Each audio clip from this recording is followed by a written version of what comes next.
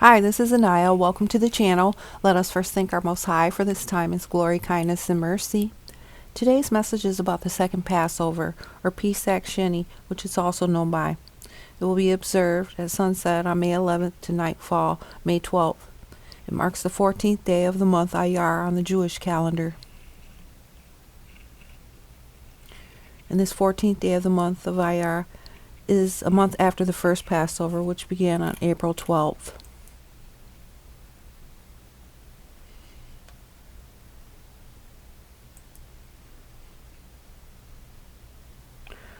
But the second Passover is observed for those who are unable to participate in the first Passover due to being unclean or on a journey.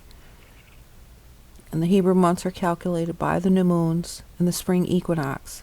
The first new moon after the equinox marks the beginning of the Hebrew New Year. And the first new moon was March 29th. And March 30th would mark the first month in Hebrew New Year because the day begins with a day and with light. And we know our Most High made the greater light to rule the day and the lesser light to rule the night. But Passover is observed in the evening because that is when we left our Egyptian bondage in the first Exodus. As you can see, these months are in alignment with the new moon chart starting on March 29th. And the next one is April 27th.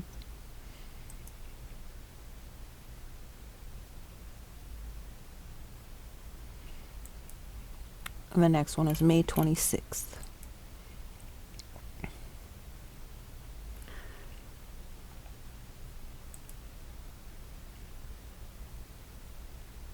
But we haven't gotten that far yet. And these verses speak about the first Passover, and then it goes on to explain about the second Passover. Numbers 9, 1 through 14. And the Most High spake unto Moses in the wilderness of Sinai in the first month of the second year, after they were come out of the land of Egypt, saying, Let the children of Israel also keep the Passover at its appointed season, in the 14th day of this month, at even. You shall keep it in its appointed season, according to all the rites of it, and according to all the ceremonies thereof, shall you keep it.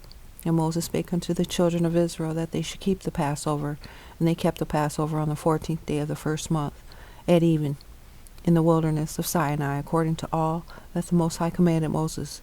So did the children of Israel. And there were certain men who were defiled by the dead body of a man, that they could not keep the Passover on that day. And they came before Moses and Aaron on that day. And those men said unto him, We are defiled by the dead body of a man. Wherefore are we kept back, that we may not offer an offering of the Most High in his appointed season among the children of Israel? And Moses said unto them, Stand still, and I will hear what the Most High will command concerning you. And the Most High spake unto Moses, saying, Speak unto the children of Israel, saying, If any man of you or of your posterity shall be unclean by reason of a dead body, or be in a journey afar off, yet he shall keep the Passover unto the Most High. The 14th day of the second month at even shall they keep it, and eat it with unleavened bread and bitter herbs. They shall leave none of it until the morning, nor break any bone of it. According to all the ordinances of the Passover, they shall keep it. But the man that is clean and is not on a journey, and forbear to keep the Passover, even the same soul shall be cut off from among his people, because he brought not the offering of the Most High in its appointed season. That man shall bear his sin. And if a stranger shall sojourn among you, and will keep the Passover unto the Most High according to the ordinance of the Passover, and according to the manner thereof, so shall he do. You shall have one ordinance, both for the stranger and for him that was born in the land. And these verses speak about the second Passover as well. 2 Chronicles 30, 1 through 6. And Hezekiah sent to all Israel and Judah, and wrote letters also to Ephraim and Manasseh, that they should come to the house of the Most High at Jerusalem to keep the Passover unto the Most High God of Israel. For the king had taken counsel and his princes and all the congregation in Jerusalem to keep the Passover in the second month, for they could not keep it at that time, because the priests had not sanctified themselves sufficiently, neither had the people gathered themselves together to Jerusalem. And the thing pleased the king and all the congregation, so they established a decree to make proclamation throughout all Israel from Beersheba even to Dan, that they should come to keep the Passover unto the Most High God of Israel at Jerusalem. For they had not done it of a long time in such sort as it was written. So the post went with the letters from the king and his princes throughout all Israel and Judah, and according to the commandment of the king, saying, You children of Israel, turn again unto the Most High God of Abraham, Isaac, and Israel, and he will return to the remnant of you that are escaped out of the hand of the kings of Assyria. 2 Chronicles 30:12-15.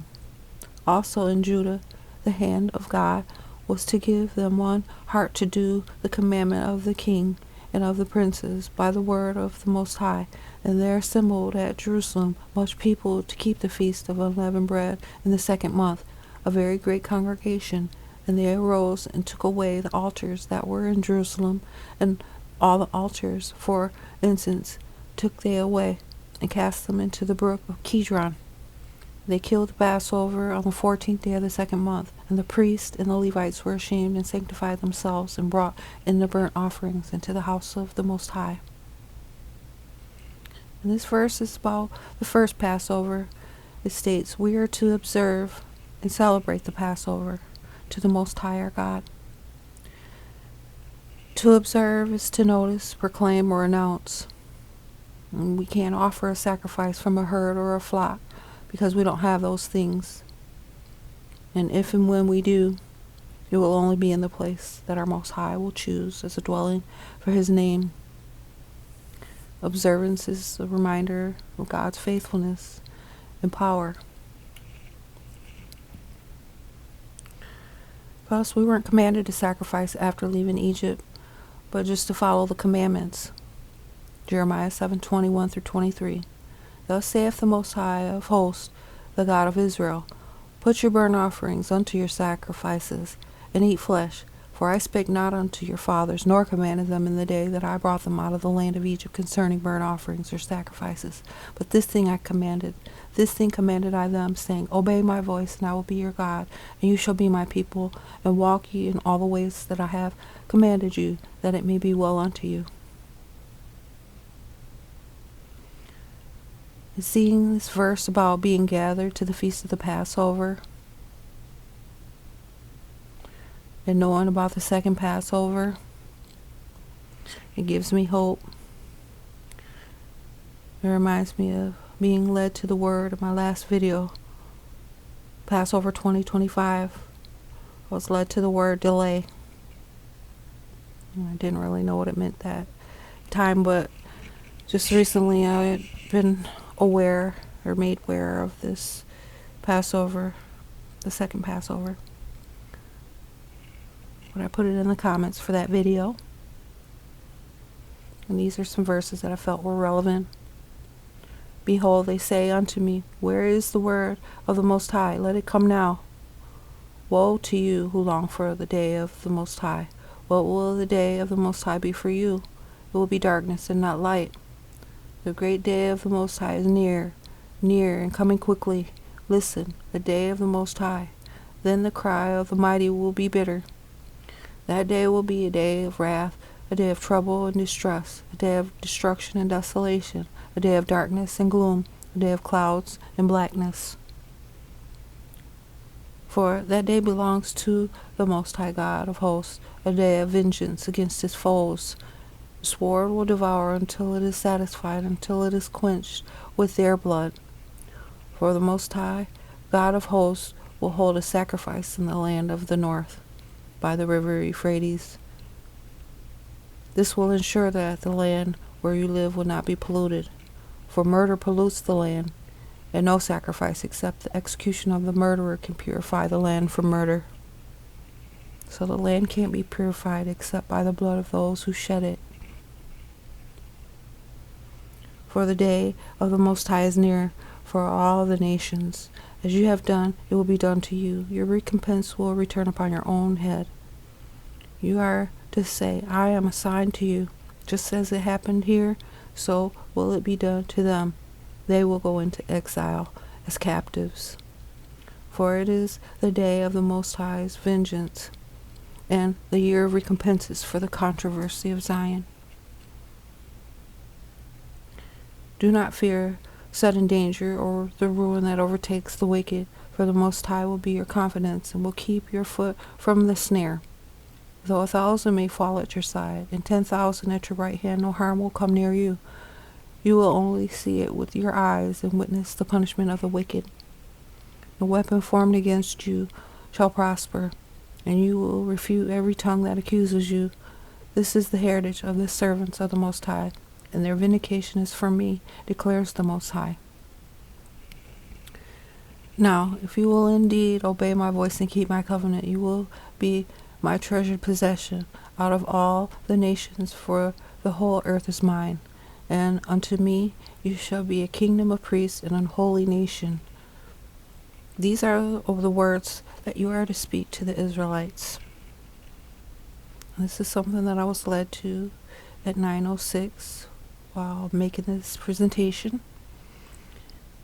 It's to throw or cast, and the verse that goes with that is Matthew 3:10, and it's, "And now also the axe is laid unto the root of the trees. Therefore every tree which bringeth not forth good fruit is hewn down and cast into the fire." So it just reminds me of the separation of the wheats and the tares. And this is about a former Soviet spacecraft named Cosmos 42, weighing 1,000 pounds, is expected to re-enter Earth's atmosphere and crash land sometime between May 8th and 11th. And that's right around the time of the second Passover, which is on May 11th. And it's been orbiting the Earth for over 50 years after a failed Venus mission. While the chances of it impacting a populated area are low, scientists are closely monitoring its trajectory. And this May 11th date is the same date as that second Passover, as I said, and also it's Mother's Day as well.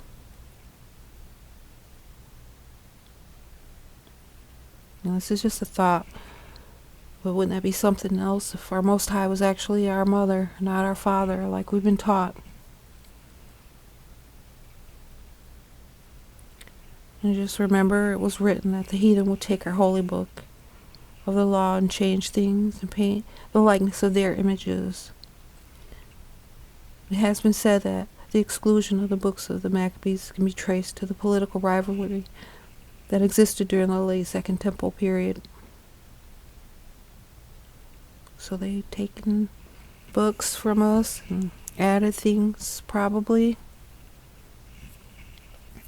So that'll be all for now. I thank you for listening and watching. May our Most High forgive, heal, guide, and protect us and all who loves and glorifies Him. May there be truth, peace, redemption, and all the things that we need to survive. Let us be worthy and acceptable to be in your presence and protection. All glory and honor to you alone, Holy Redeemer Yah. Thank you.